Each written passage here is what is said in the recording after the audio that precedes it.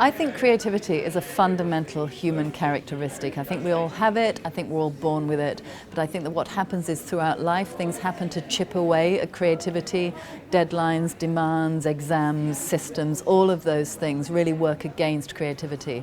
I think creativity matters because it's about us, each of us fulfilling our own potential. It's about each of us taking risks, each of us trying new things, each of us finding the very best that we can be.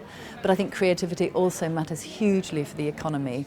Some people think creativity is reserved for artists, but actually creativity really matters within science, within engineering. The great discoveries are an act of creativity, and if we don't develop creativity in the next generation, we're not going to be making those important new discoveries. And then finally, creativity is a human characteristic. You won't be able to replace it with machines. So thinking about the careers of the future and about sustainable careers, creativity is a great skill to have.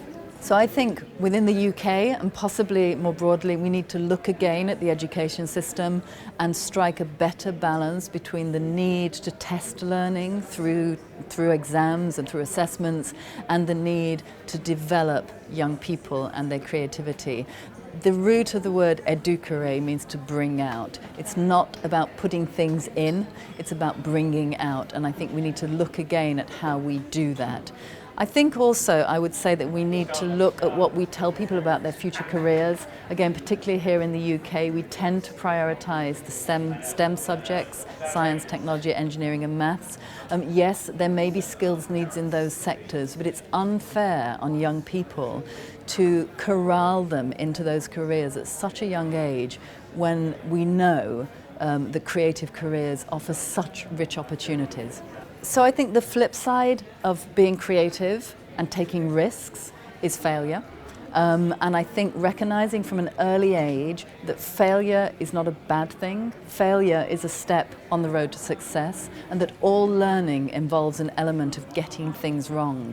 So I would wish for teachers and for young people to build that in from the outset, to support people through failing, and in some instances to celebrate failure as an act of learning. And I think too often we are negative about failing. We try to avoid failure, and the outcome of trying to avoid failure means you try to avoid risks, and if you try to avoid risks, you'll never do anything new.